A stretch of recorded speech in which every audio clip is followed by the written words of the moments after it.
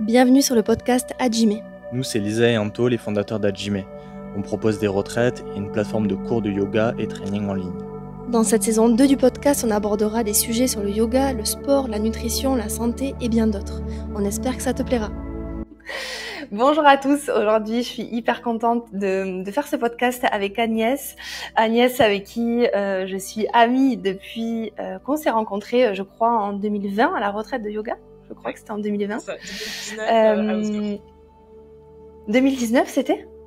Ouais. Ah, purée, déjà, c'est fou. Ouais. 2019 du coup ouais, à Osgore, et depuis on s'est plus quitté. C'est quelqu'un que j'aime beaucoup et que j'avais hâte du coup de recevoir sur ce podcast pour discuter avec elle de grossesse, accouchement, postpartum, voilà, faire un petit sujet sur ça. Et juste avant qu'on démarre, si vous n'êtes pas abonné encore au podcast Hajime, n'hésitez pas à nous suivre sur Spotify et sur YouTube. On a aussi une plateforme de cours en ligne yoga et training qui s'appelle Hajime Connect, et des retraites de yoga qu'on organise en France et à l'étranger. Là, la prochaine, elle est en Polynésie en octobre. Et voilà, vous avez toutes les infos dans la petite légende de ce podcast. Passons aux choses sérieuses. Agnès, comment ça va ? Bah, ça va bien, écoute. Il fait un peu plus loin chez moi que chez toi. J'habite aux Deux Alpes, en station ski. Donc si tu veux, là, on est plutôt sur du +5 que du +30. Mais tout va bien. Ouais, là il fait pas chaud. Bon, en tout cas, merci beaucoup d'être là. Avant de rentrer vraiment dans le sujet grossesse, etc., est-ce que tu peux te présenter ? Donc déjà, on sait où t'habites, et ça c'est important à savoir pour la suite.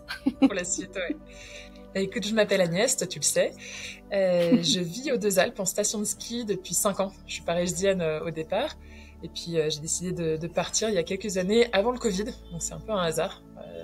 J'ai anticipé la vague de ceux qui ont voulu partir au grand air. Ouais, je travaille pour un domaine skiable. Ça aussi, c'est important de le savoir pour la suite des événements. Et je vis ici avec mon mari qui s'appelle Benoît et mes 2 enfants, Constantin qui a bientôt 2 ans et Léopoldine qui a 4 mois. Voilà. Trop bien. D'ailleurs, qui sont très mignons, je les connais, ils sont parfaits. Attends d'entendre la petite pleurer dans 3 minutes, mais ouais. Ah, ça sera quand même parfait. Du coup, pour rentrer dans le vif du sujet direct, est-ce que tu peux nous parler un petit peu de ta première grossesse, comment elle s'est passée, comment s'est passé ton accouchement, ton premier accouchement, voilà, dis-nous tout.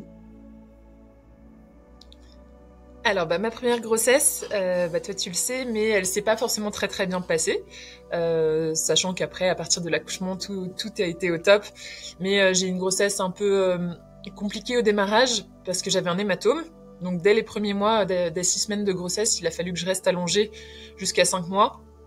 Donc c'est des choses qui arrivent, c'est pas très grave si on fait attention, mais ça rend la grossesse quand même beaucoup moins confortable.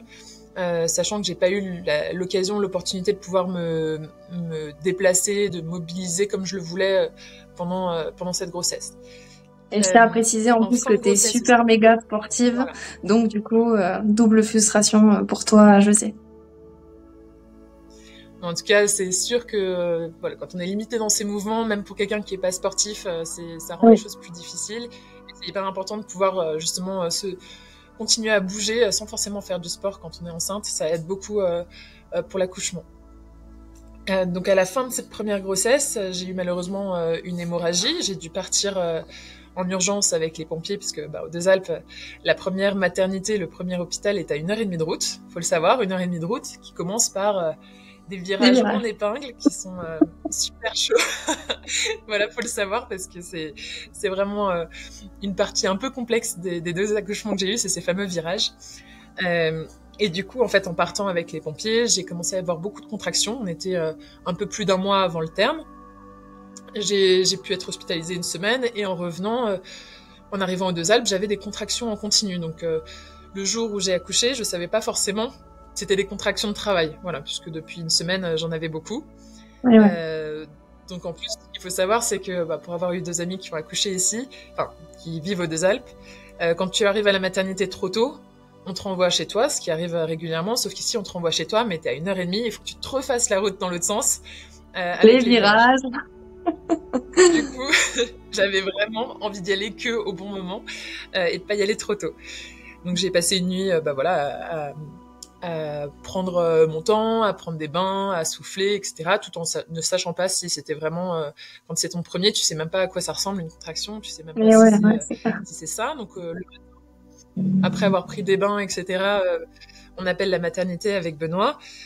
La sage-femme essaye de me parler au téléphone, elle voit que j'arrive pas à lui répondre, et elle me dit « c'est bon, vous pouvez partir ». Donc là, on part. Il faut savoir qu'après cette route où mon pauvre Benoît m'a entendu lui crier dessus à chaque virage en lui disant d'aller plus doucement, quand je suis arrivée à la maternité avec lui, la sage-femme qui m'a auscultée, je lui ai dit mais déclenchez-moi, j'étais persuadée que c'était du faux travail, je ne pensais pas que j'étais en train d'accoucher, je lui ai dit déclenchez-moi, je ne partirai pas dans l'autre sens, c'est hors de question. Et elle m'a dit vous êtes au bon endroit, vous êtes bien en train d'accoucher, vous repartirez avec votre bébé. Et du coup l'accouchement s'est super bien passé, j'avais commencé à avoir des contractions à 21h la veille, et vers 18h donc ce dimanche, donc j'ai tenu quasiment 24 heures sans péridurale. Je voulais un accouchement assez naturel sans pour autant me bloquer sur le côté sans péri, mais j'étais dans une maternité qui aide beaucoup les femmes justement à accoucher le plus naturellement possible dans les positions qu'elles le souhaitent. Trop bien. C'est une maternité qui est vraiment incroyable pour ça. Donc le sage-femme, c'est un homme qui était avec moi, m'a vraiment bien guidée là-dessus. Avec Benoît, on a eu nos moments à nous, j'avais une baignoire, etc. Et en fait, à un moment, la fatigue a pris le dessus, puisque de 21h à 18h, c'était quand même assez long, j'avais pas dormi. Et là, j'ai senti que en fait, si je continuais sans péri, j'allais pas être dans un état, j'allais pas être lucide au moment de l'accouchement. Donc là, j'ai pris la péri et j'ai accouché 2 heures après. Et pour la petite histoire drôle, c'est que au moment où il y a eu le changement de personnel, la sage-femme suivante dit à Benoît commandez-vous quelque chose à manger, d'ici 2-3 heures, vous aurez votre bébé.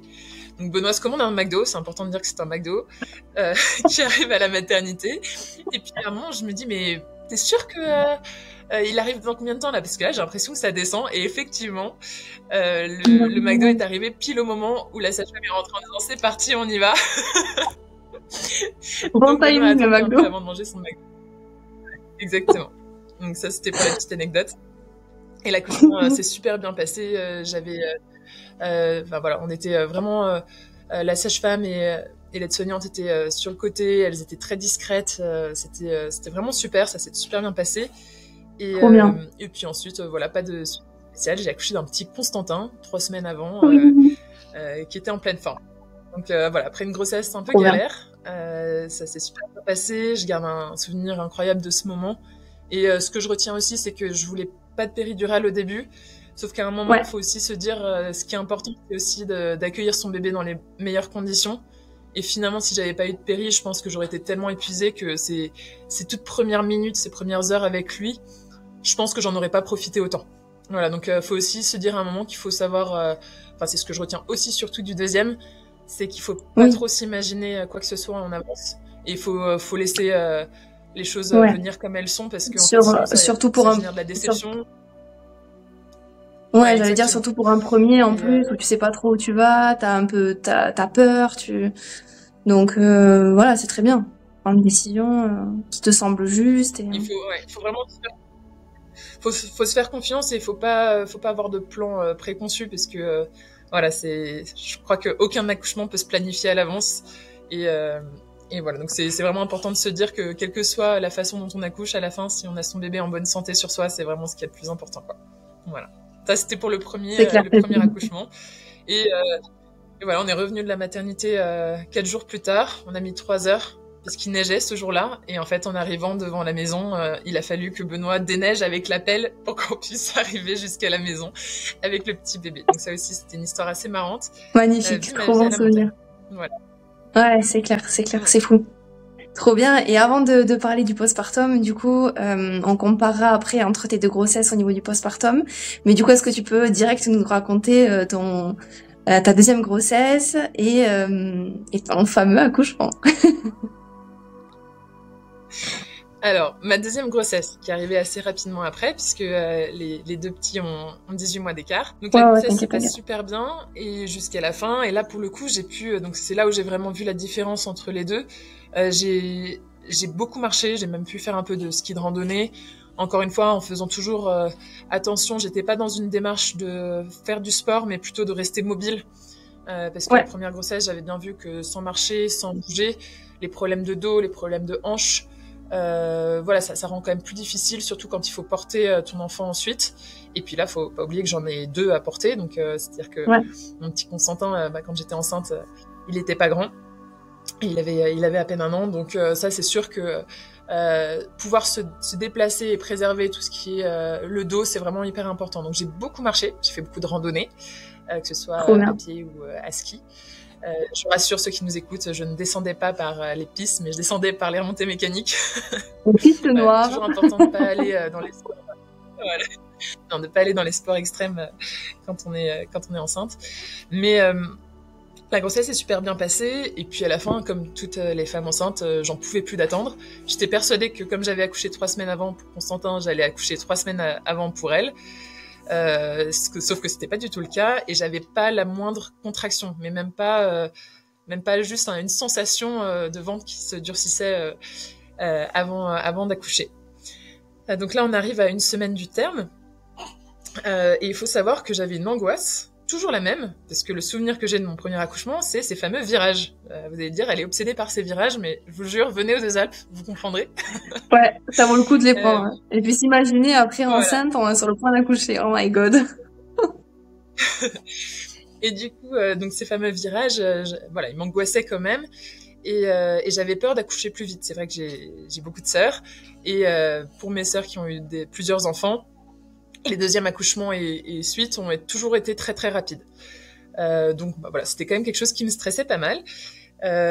Et donc il faut savoir, pour l'anecdote, que j'ai vu 2 fois une psychologue et une sage-femme qui m'a fait de l'acupuncture à la maternité pour résoudre mon problème de peur de l'accouchement en voiture. Voilà. J'étais persuadée que ça allait m'arriver, et elle me disait, mais ne vous inquiétez pas. Ah ouais, tu avais déjà pensé avant? Ouais, j'avais très peur de ça, et du coup la nuit je me mettais en veille et je guettais les contractions, sauf que du coup je dormais plus, puisque j'avais aucune contraction, il se passait rien, et du coup ça devenait compliqué. Donc on m'a détendu en me disant que c'est quand même pas quelque chose qui arrive souvent.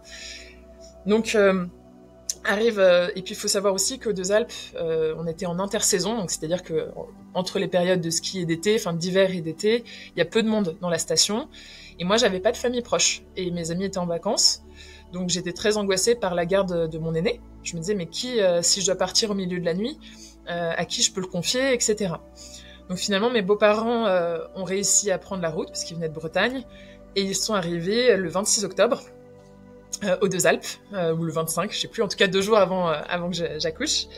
Donc là, ils ont pu s'installer, et à partir de ce moment-là, je me suis détendue. Je pense que rien n'arrive au hasard, et à mon avis, mon corps a dû se détendre en me disant que solution. Voilà, j'avais une solution en cas d'accouchement, et je pouvais laisser mon aîné. Donc la veille de l'accouchement, toujours pareil, je me fais faut savoir que jusqu'au dimanche qui avait précédé, je faisais encore de la rando.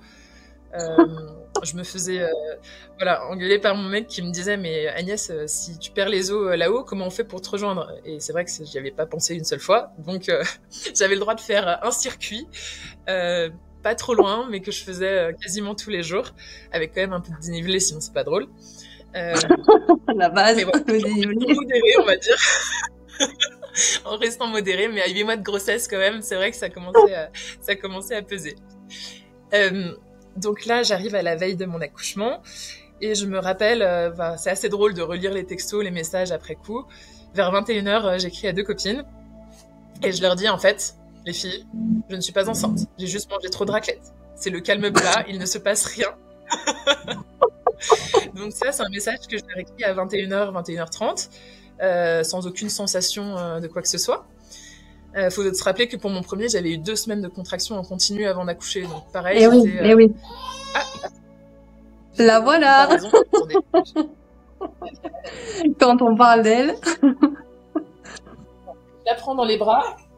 Hop, regarde bien voir Léopold. Tu vas voir. Tu vas rencontrer Lisa. Voilà. Et voilà la petite. Et, ma beauté. Il faut savoir que... voilà, Lisa... je te présente Léopoldine, oui. qui va participer à cette fin de podcast avec nous. Du coup, donc aucune contraction, rien qui se passe. Puis voilà, encore une fois, j'avais une grossesse qui se passait super bien, donc c'est vrai que les deux n'étaient vraiment pas comparables. Et je me couche. Je bougeais beaucoup, donc mon mari dormait dans la chambre d'à côté, parce que sinon je l'empêchais de dormir. Et à un moment, à 1h30 du matin, je me réveille. Faut savoir, voilà, il est 1h30 du matin quand je regarde ma montre. Et là, j'ai besoin d'aller aux toilettes. Donc j'y vais une fois. Je remonte. Et puis j'y vais une deuxième fois au bout de 5 minutes. Donc là, je me dis, j'ai une sensation très particulière qui ressemblait pas du tout à ce que j'avais eu avant. C'est que j'avais très très mal, mais en dessous du sacrum. Donc vraiment très en bas. Pas du tout au niveau du ventre. Je touche mon ventre, il était pas dur. Du coup, je me dis, je sais pas si c'est ça une contraction ou pas. En tout cas, ça ressemblait pas à celle que j'avais eue pendant mon premier accouchement. J'hésite même à me dire, tiens, si j'appelais la maternité, sauf que je me rappelle que je sais pas où est le numéro, donc je laisse tomber. Donc là, il est 1h30 du matin, je vais quand même réveiller Benoît. Je lui dis, écoute, j'ai un truc bizarre, je sais pas si c'est une contraction, mais dans le doute, prépare ton sac. Moi, mes affaires étaient prêtes, parce que si ça doit se déclencher, au moins, toi, tu seras prêt. Sauf que le temps qu'il prépare son petit sac en 10 minutes, moi, ça y est, je commence à avoir des contractions. Donc là, il faut se rappeler l'heure, 1h30, 1h40, 1h45, et je vois 1, 2, 3 contractions. Toutes les 5 minutes. C'est les mêmes sensations que tu avais ressenties pour la première grossesse ? Exactement. Ouais. Ok.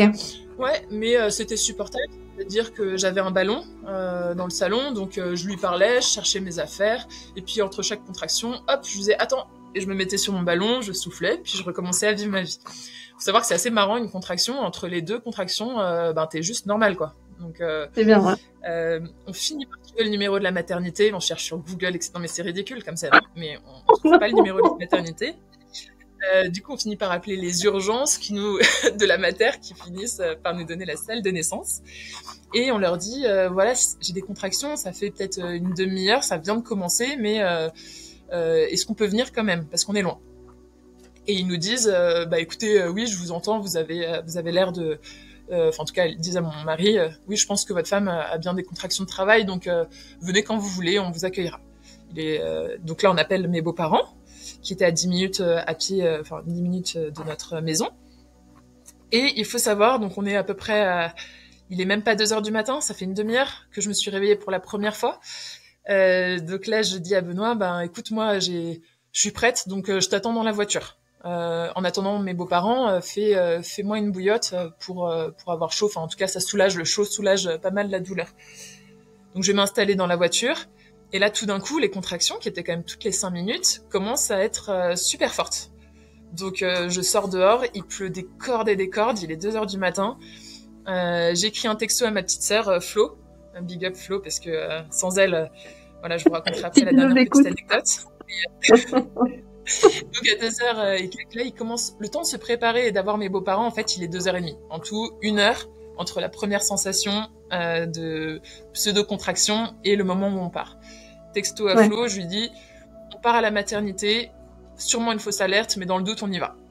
Texto mot pour mot. Donc là, on part. Mes beaux-parents arrivent, on leur donne les clés devant la maison. On n'a pas perdu de temps. Allez, au pire, on aurait gagné 5 ou 10 minutes max. Voilà. Donc là, on commence à partir et je fais un petit calcul et je dis à Benoît, on est à 1h30 de route. Donc si j'ai des contractions toutes les 5 minutes environ, voire un peu plus, ça fait une vingtaine de contractions. Donc je calcule ça avec le peu de neurones qui me reste dans mon cerveau de femme enceinte. Et donc on commence à compter à chaque fois. Puis là, il y a Benoît trop mignon qui m'aide à souffler. Je dis non, mais là, t'es pas du tout corrélé à mon souffle, donc laisse-moi gérer. Parce que dans les virages, voilà, encore une fois, il me disait de souffler, sauf que c'était pas du tout le bon moment. Et je lui dis non, aide-moi à compter les contractions. Donc on compte sur les 20, donc on arrive à 3 contractions toutes les 5 minutes, et à un moment ça fait 3 minutes entre les deux. Je dis non, celle-là elle compte pas, le truc qui n'a aucun sens. Je dis celle-là elle compte pas parce que ça fait 3 minutes, ça fait pas 5, on la compte pas. Faut savoir qu'en général quand les contractions se rapprochent, c'est plutôt signe que ça s'accélère. Donc là on continue, on essaye de compter, et là ça devient super fort, sauf que je suis obligée d'être accrochée, je suis à l'avant, à côté de lui. Mais il pleut des cordes et des cordes, il y a beaucoup de feuilles sur la route. Et là, attends, est-ce que tu déjà t'as une peur? Est-ce que tu te rappelles ce que tu te disais avant, je veux pas accoucher dans la voiture? Ou est-ce que pour l'instant t'y penses pas, c'est juste t'es focus sur tes contractions? Alors, j'ai eu un moment de peur, c'est quand je me suis assise devant la maison dans la voiture, en attendant mes beaux-parents, et on a regardé après les horaires au téléphone, ils ont mis 10 minutes en tout, vraiment pour venir. Je me rappelle avoir eu ma contraction super violente. Et là, je me rappelle sortir, dire à Benoît, mais qu'est-ce qu'ils font? J'avais l'impression que ça faisait une demi-heure. En fait, ça faisait 10 minutes. Voilà. Donc, j'ai quand même senti que tout d'un coup, il faut se rappeler que je me suis réveillée à 1h30 du matin et que là, il est 2h30. Donc, en une heure, je suis passée vraiment à du vrai travail sans le savoir, encore une fois. Et du coup, donc après, non, j'étais concentrée sur mes contractions. Et entre deux, j'avais envie de parler à Benoît, mais je lui disais, écoute, je te parle pas entre deux contractions parce qu'en fait, il faut que je reprenne de l'énergie pour être capable de supporter la suivante. Évidemment, cette phrase est beaucoup plus longue que ce que je lui disais en vrai. Hein. Ça se résumait à stop, moi, je me tais. Besoin de souffler. Bref. Mais dans l'idée, c'était ça. À un moment, donc on termine les virages, là on continue, ça fait à peu près 1 heure qu'on roule. C'est vraiment long, 1 heure quand t'as des contractions, faut le savoir. Il pleuvait vraiment des cordes, donc Benoît était à 130 sur des routes limitées à 90, mais on est en pleine pampa dans la montagne, en novembre, fin octobre. Et du coup, en plus, il faisait super froid. Et là, je suis toujours accrochée, sauf qu'à un moment, j'en peux plus. Je lui demande de s'arrêter. J'ouvre la porte et là, pour l'anecdote, je vomis. Et je referme la porte. Et là, je commence à me sentir oppressée, en fait. Ouais, je commence à me sentir oppressée par la ceinture. Je suis à l'avant, etc. Je me sens pas très bien. Mais à 10 000 lieues d'imaginer qu'en fait, je suis en train de... Ouais, ce qui va t'arriver. Exactement. Donc là, vers 3h du matin... Donc ça fait 1h30, toujours après le réveil. 3h du matin, on arrive enfin vers les premières villes avant Grenoble. Mais on est encore dans la pampa en fait. Faut s'imaginer une grande route, une rivière à côté, des arbres, mais on n'est plus en altitude. Et là en fait, donc Benoît roule très très vite. Et je finis par me décrocher parce que j'en peux plus en fait. La position n'est pas du tout adaptée assise, même en me penchant vers l'avant. Je finis par me décrocher et je me retourne. Donc je suis sur le siège passager à l'avant. Je me retourne, je me mets à genoux et j'attrape le coussin de la voiture, le dossier. Le dossier. Je suis beaucoup plus confortable. Voilà. Sauf que la voiture fait un peu de l'aquaplaning, elle bouge tellement il pleut. Donc je dis à Benoît, mais va plus doucement, je suis pas attachée. Et donc il appelle la maternité parce que là il nous reste un peu moins d'une demi-heure.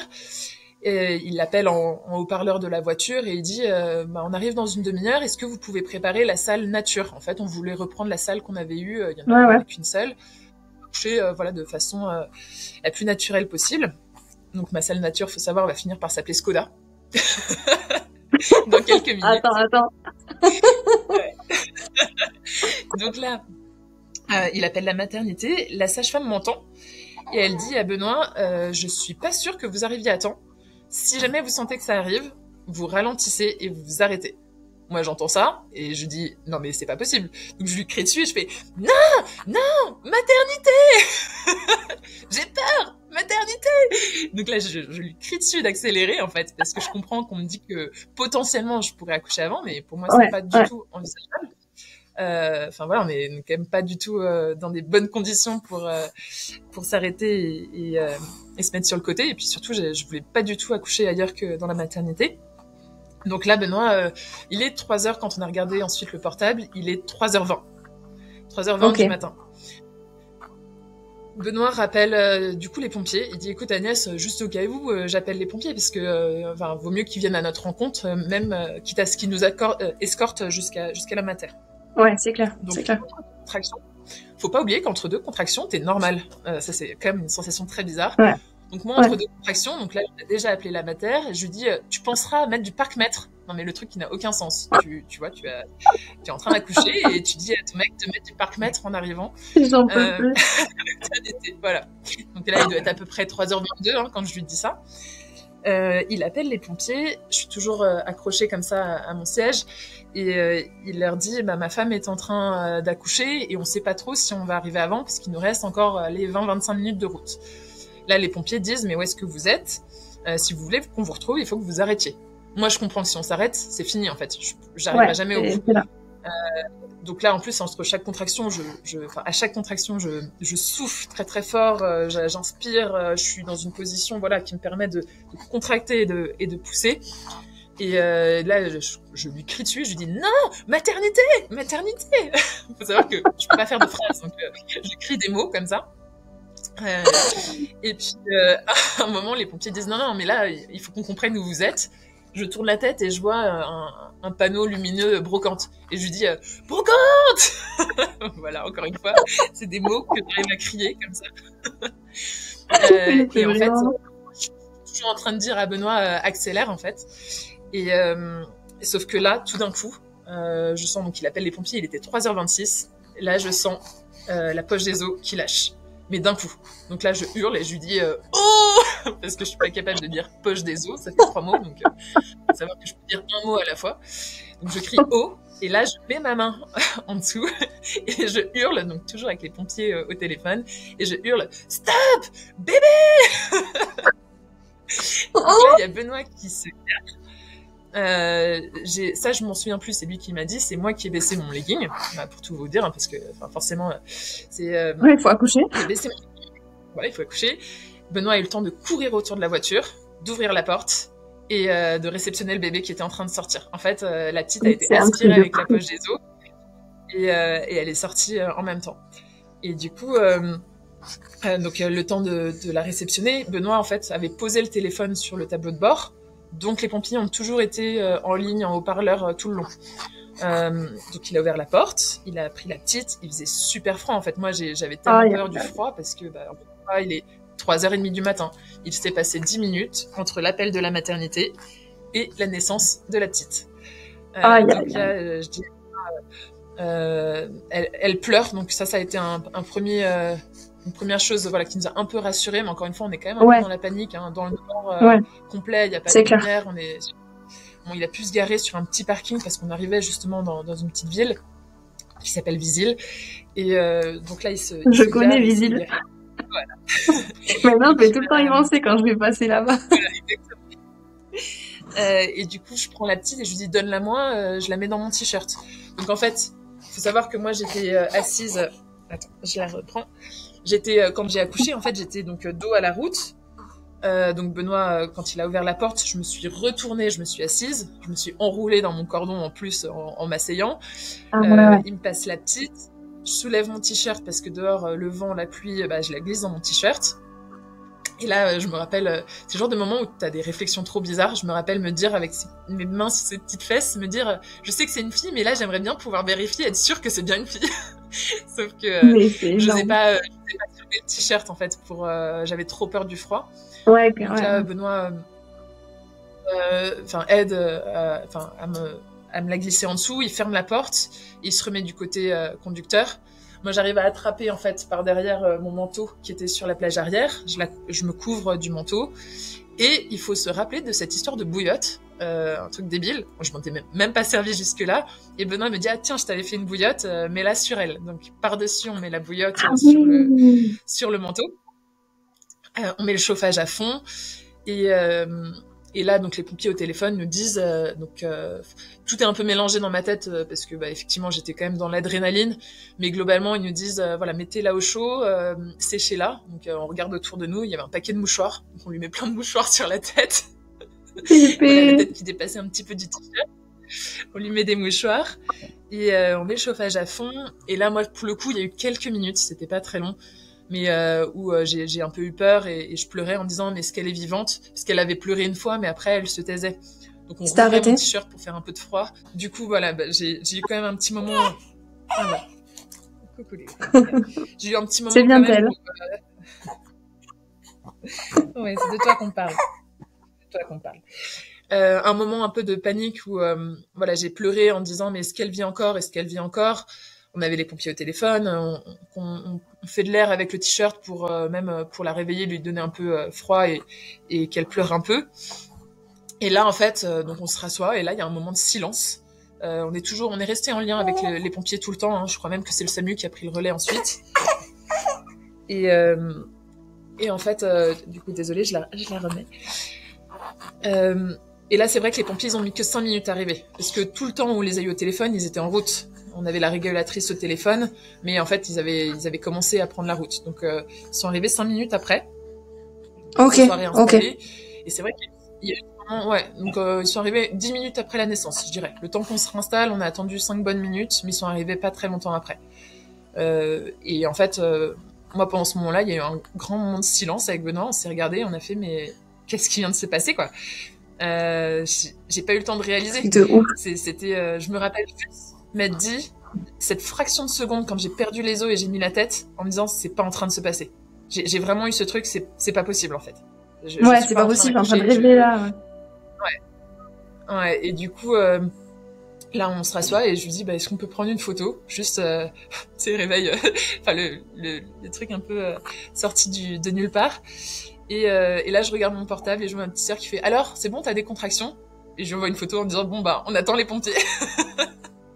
Voilà, donc la petite est née 2 heures, tout pile après la première sensation un peu particulière dans mon ventre. Et les pompiers sont arrivés. Et là, il faut savoir que le pompier arrive. Donc Benoît sort de la voiture pour leur montrer où on est. Le pompier ouvre la porte et il me dit bonsoir madame. Et là, je lui dis c'était mieux qu'un feu, hein. C'est le moment où tu sors. Encore une fois, faut pas du tout s'imaginer une scène magique avec de l'émotion, etc. On est juste en train, tu vois, attends. De gérer le truc comme tu peux. On est en train de gérer le truc comme je peux. La petite est encore accrochée au cordon à moi dans la voiture, enroulée avec des mouchoirs, un manteau, une bouillotte. C'est clair. C'est pas clair. C'est un truc de fou. Voilà, donc les pompiers ouvrent la porte. Moi, je leur dis ça les fait rire. Enfin, ils restent quand même sérieux parce qu'on sent quand même que c'est pas quelque chose qui leur arrive souvent dans ce coin-là. Oui. Et du coup, ils me disent, est-ce que vous vous sentez capable? Ils collent, donc il pleut quand même assez fort, hein. Ils collent le brancard près de la porte en ouvrant et disent, est-ce que vous vous sentez capable de vous allonger? Sachant que j'ai la petite à l'intérieur de mon t-shirt. Et là, je le regarde et je fais, je suis cul nu. Et lui, dans la panique, il se retourne vers tous les autres pompiers, il dit, elle est cul nue. Voilà, donc ça c'est vraiment pour vous donner le niveau d'absurdité de la scène en fait. Donc j'arrive à me glisser comme ça avec la petite, mon cordon, mon legging au milieu de mes genoux, à me glisser, à m'allonger sur le brancard. Ils me mettent tout de suite dans le camion. Et là le SAMU est arrivé. Ils m'ont pas redéplacé dans le camion du SAMU, c'est le SAMU qui est monté dans le camion des pompiers. Donc là en fait on décide. Ils voulaient pas partir de l'endroit où on était parce qu'ils voulaient quand même que je sorte le placenta. Faut savoir que oui, c'est ce que j'allais demander, ouais.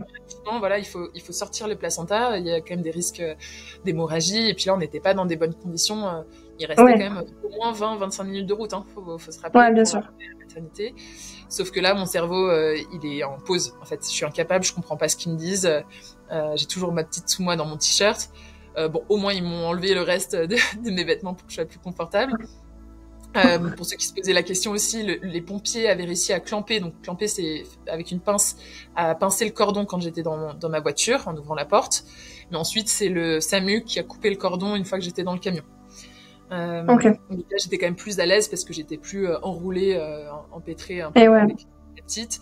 Sauf que j'arrivais pas à expulser le placenta. Il me disait poussez quand vous avez une contraction.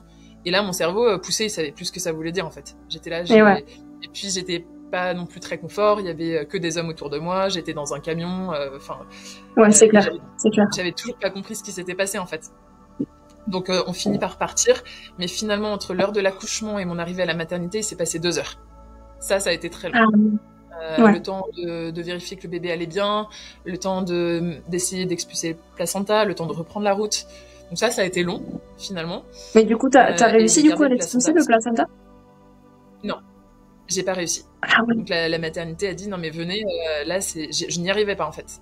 Je bloquais, je pense que je faisais le mouvement inverse, c'est-à-dire que je devais retenir au lieu de pousser. Et j'étais trop, j'avais eu trop d'adrénaline pour réussir à comprendre le mouvement qu'il fallait faire. Et ça reste quand même un métier où les pompiers et les médecins savaient pas comment me guider à ce niveau-là. Donc l'urgentiste dit c'est pas grave, on prend la route. Là, les pauvres pompiers et médecins, ils étaient en nage parce qu'il faisait 35 degrés dans le camion. Ils avaient mis à fond. Ils étaient en nage et tout ça, c'était drôle. Donc là, c'est le moment vraiment où tu discutes. Ils te disent, je dis, mais vous faites quoi? Il me dit, bah moi, je suis. Il y en avait un qui était, attends, qu'est-ce qu'il était? Si, il était anesthésiste. Il était interne anesthésiste. Et du coup, je lui ai dit, vous penserez à moi à votre première péridurale. Énorme, énorme. Et donc Benoît suivait en voiture derrière. Et quand on est arrivé, en fait, là, on est arrivé je commençais à vraiment accuser le coup parce que ça me faisait mal, en fait. Hein. Faut savoir que les contractions, elles continuent tant que t'as pas expulsé le placenta. Ouais. Et on arrive dans la pièce. Alors, je sais pas si c'était une salle de naissance ou, enfin, on arrive par les urgences. Donc là, je suis entourée d'une armada de pompiers, de médecins, le mec de la sécu d'en bas qui nous a ouvert la porte. Enfin, il y a que des hommes autour de moi et Benoît est pas encore là. Ah ouais. Et quand on rentre dans la salle, là, un moment de bonheur, c'est le sage-femme qui était là. C'était le sage-femme qui m'avait accompagnée pour Constantin. Wow. Donc là, en fait, moi, je le regarde quoi. Avec un grand sourire. Et en fait, il fait sortir tout le monde. Il me guide. Et en 30 secondes, j'avais expulsé le placenta. J'avais la sur moi. J'étais en sécurité. Je me sentais en confiance. Et je pense que c'est vraiment le mot qu'il faut retenir. C'est que quand tu te relâches et que tu laisses ton corps faire, il sait faire. Si tu essayes d'intellectualiser le truc, en fait, c'est là où ça fonctionne plus. C'est clair, c'est clair. Donc là, et c'est ce que tu as fait d'ailleurs dans la voiture. Tu as juste lâché et vécu le truc, toi. C'est ça. Mais en fait, quand on me demande est-ce que tu as poussé au départ, même dans la voiture, je disais non. Mais en fait, c'est exactement ce que j'ai fait. C'est-à-dire que j'accompagnais la contraction en soufflant. Ouais. J'étais en position, la position parfaite pour accoucher. La position parfaite, grave. Et en fait, j'ai juste accouché de la façon la plus naturelle possible.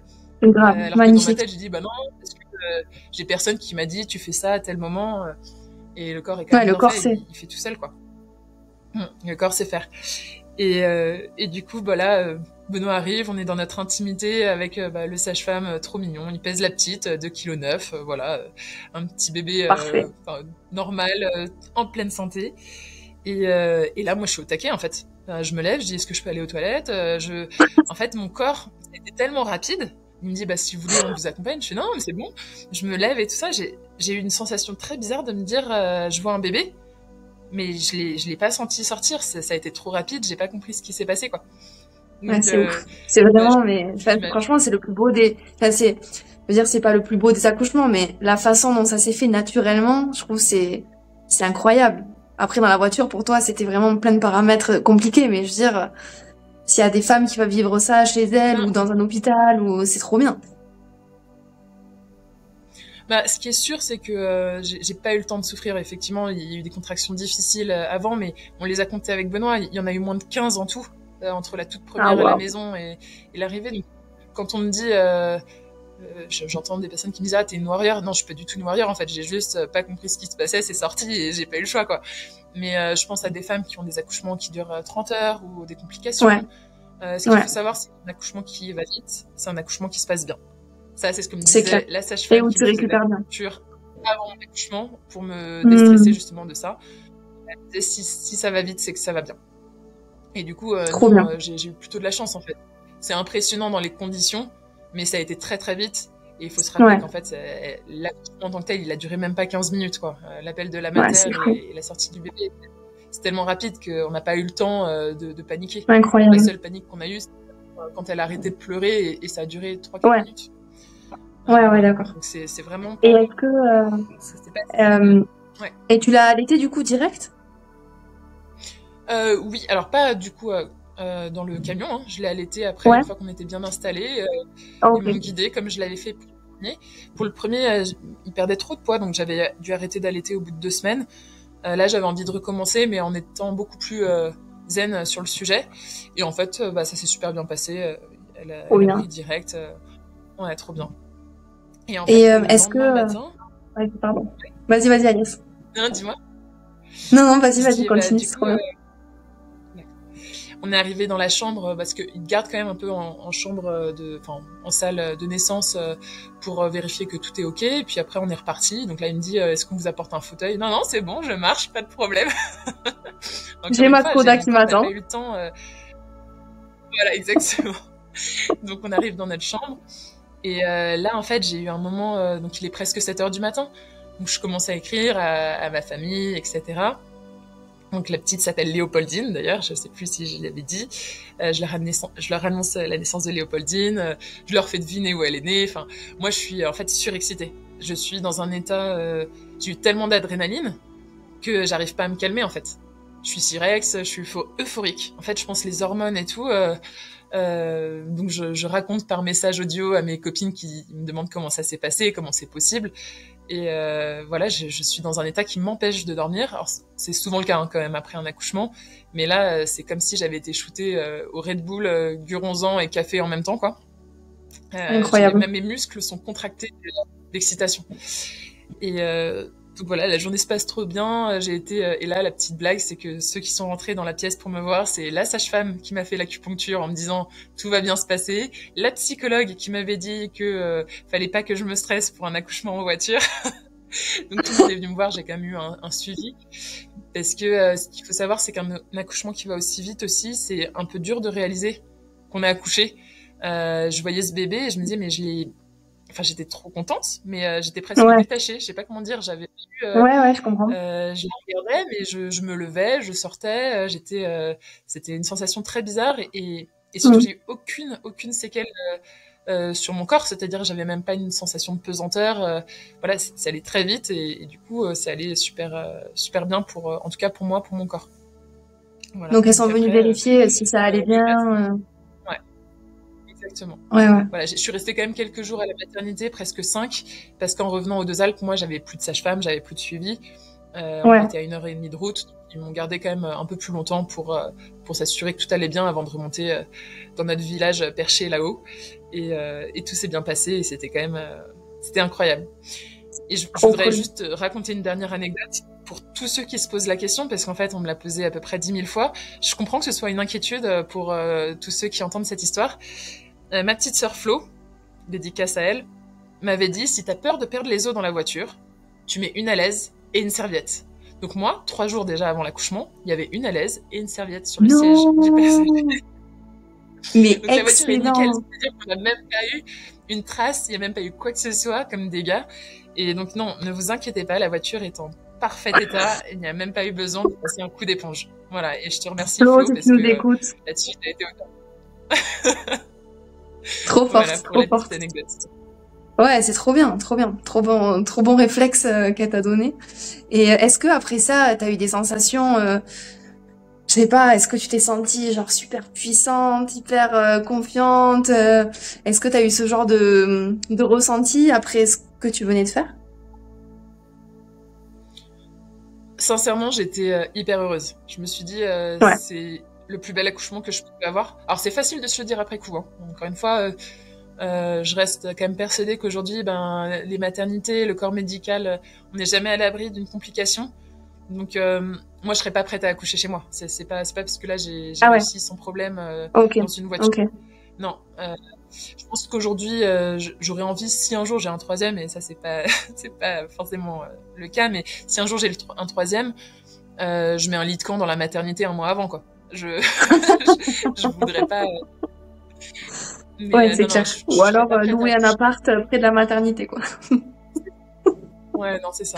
Je pense qu'aujourd'hui, il peut y avoir des complications. L'air de rien, c'est quand même la vie d'un petit bébé, potentiellement de la maman, mais qui est en jeu. Tu peux avoir le cordon autour du cou, tu peux avoir.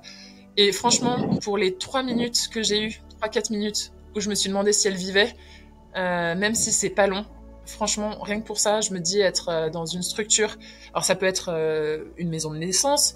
Moi, je pense qu'une maternité comme celle que j'avais, qui s'appelle la Mutualis à Grenoble, qui est incroyable là-dessus. D'ailleurs, il y a une maison de naissance qui lui est rattachée.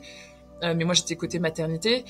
Si tu trouves la maternité qui te convient, d'ailleurs, il y en a qui ont pas du tout cette volonté-là. Mais celle-là, elle avait une salle naissance. En tout cas, un corps médical qui sont plutôt dans l'accompagnement sans péridurale, plutôt là-dessus. Et encore une fois, la péridurale, je ne pas avoir de péridurale, c'est pas une fin en soi. Hein. Moi, je serais plutôt là-dessus parce que ton corps est capable de plein de choses. Mais aujourd'hui, si t'as moyen d'éviter tout problème, c'est quand même important, quoi. Ouais. En revanche, et du coup, se dire qu'on est capable de le faire, qu'il faut le laisser sans le faire. Ouais, dis-moi. Ouais, non, j'allais dire, je sais pas si tu l'as dit, peut-être que j'ai pas entendu, mais est-ce que du coup, la péridurale, tu serais prête à à essayer de refaire ce travail un peu de respiration que tu as fait dans ta voiture. Est-ce que pour un troisième, tu te sens, enfin, c'est pas d'actualité, peut-être le troisième, donc du coup, peut-être t'as pas réfléchi, mais est-ce que du coup, peut-être, tu te dis, bah ouais, j'ai grave envie d'essayer de reprendre ce processus de respiration pour peut-être éviter une péridurale? Oui, clairement oui, parce que pas tellement sur le côté je suis une warrior, j'arrive à faire toute seule, mais parce qu'en fait, ton corps se remet vraiment. Enfin, j'ai vu la différence entre les deux. Et Ouais, c'est pourtant, clair. j'ai pas eu une péridurale très longue pour le premier et elle était très Ouais. peu dosée, donc j'ai quand même tout senti. J'ai pu quand même accompagner mon souffle avec les contractions pour le premier. Mais en fait, il faut savoir que sans péridurale, ton corps il se remet beaucoup mieux, enfin en tout cas beaucoup plus vite. Et ton corps fait mieux parce que tu es vraiment en connexion. Ta respiration, elle va vraiment être connectée à tes contractions. Ouais. Et c'est ça le travail. Après, il faut pouvoir résister à la douleur. Tout dépend du nombre d'heures que tu as passé. Et de te Ouais, dire, c'est en clair. fait, à un moment, ce qui est important, c'est que ton bébé, quand il arrive, tu sois prêt à la rencontre. Et si tu es au bout de ta vie, que tu te sens trop mal et que tu as 2 heures où tu peux pas regarder ton bébé parce que tu récupères, bah ça vaut pas le coup non plus. Mais ce qui est certain, c'est que sans péridurale, ou en retardant pour être mobile le plus longtemps possible, bah, ton corps, il se met dans les bonnes positions, t'évites quand même des déchirures, t'évites des choses parce que tu souffles au bon moment.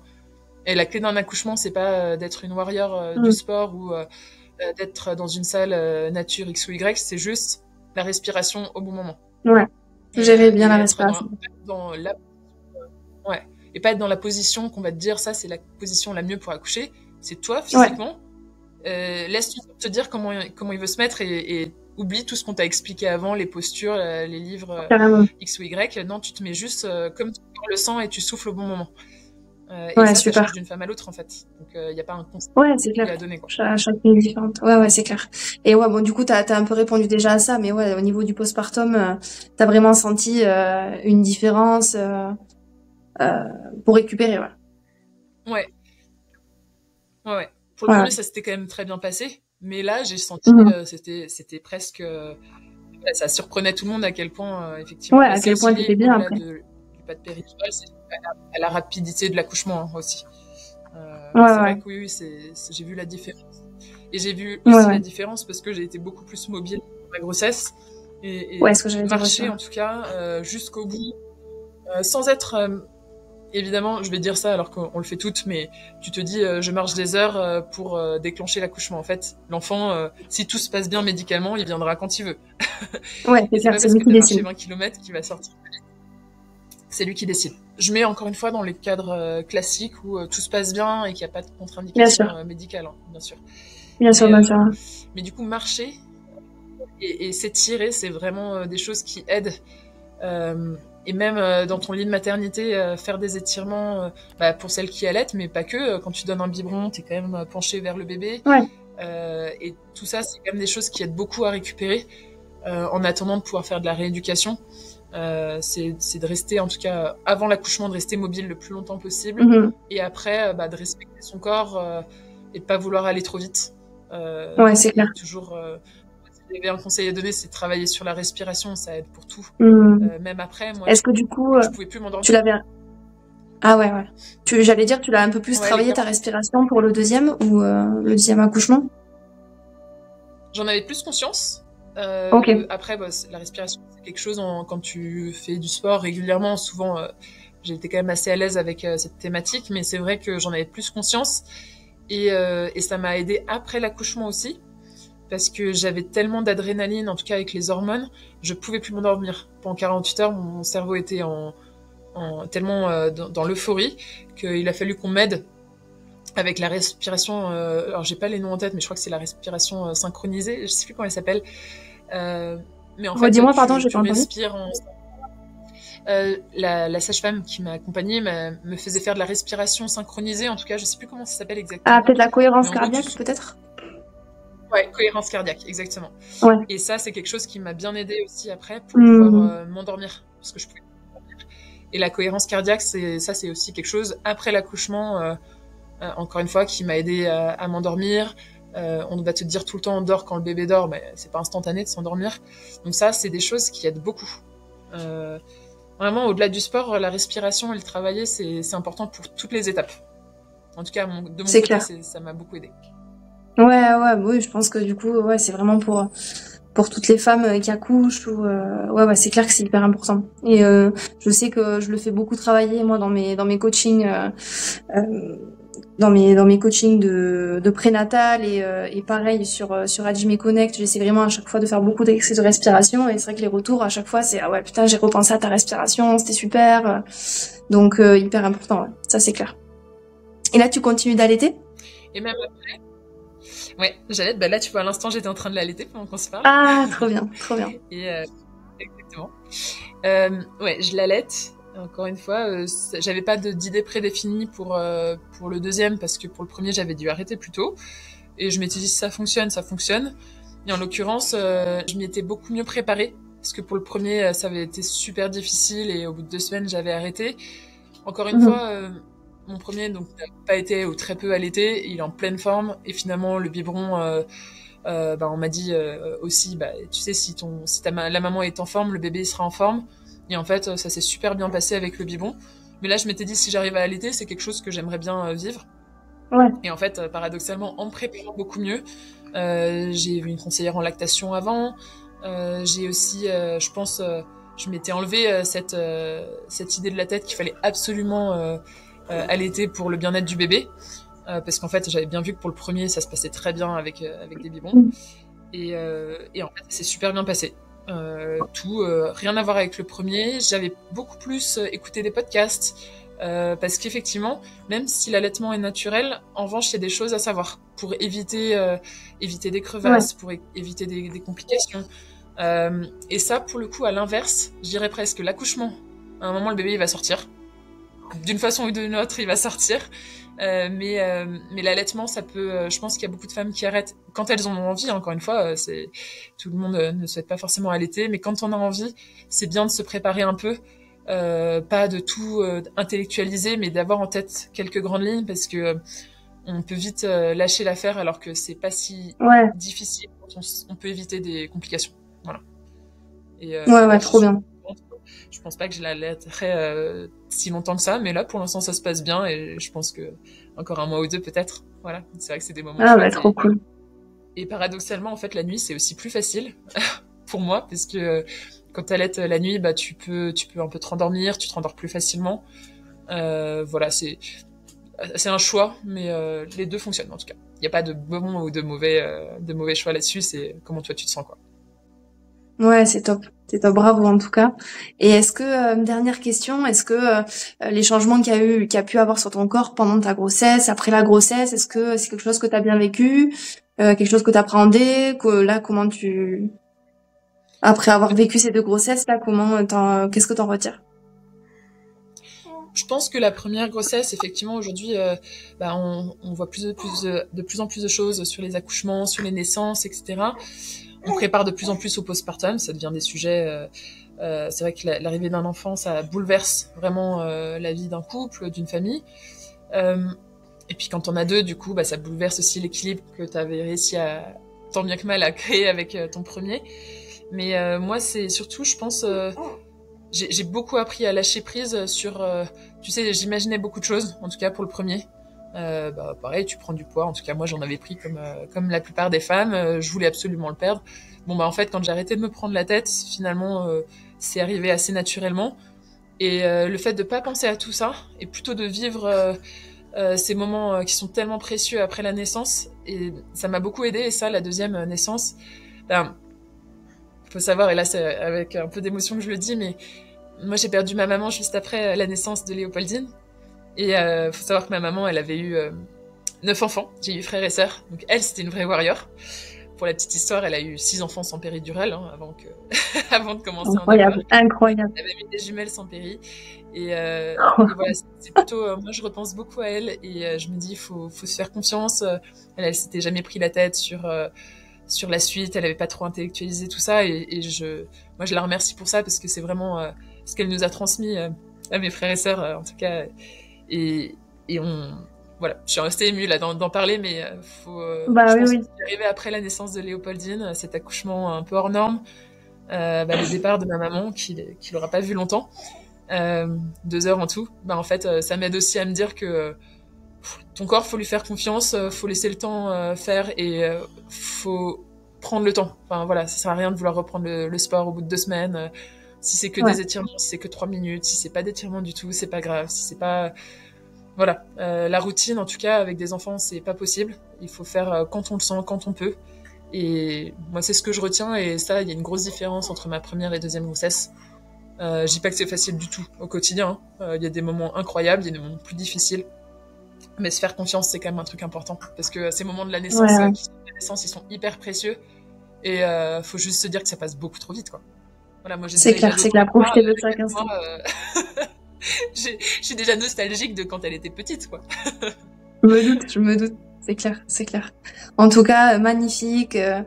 Déjà, quand tu m'avais envoyé ce vocal pour me raconter cet accouchement dans ta Skoda, j'avais trouvé ça m'avait mis des frissons et larmes aux yeux. J'avais trouvé ça incroyable, hyper puissant, hyper vrai, quoi. Donc, franchement, je suis trop fière de toi en tant qu'amie, déjà très très fière. Et merci Agnès d'avoir partagé tout ça. Ça me touche beaucoup. Bah, de rien. Et puis à très bientôt. Et merci à vous d'avoir suivi le podcast du coup jusqu'au bout. Et on se retrouve du coup le prochain mois pour un nouveau podcast. Encore merci Agnès, je te fais de gros bisous.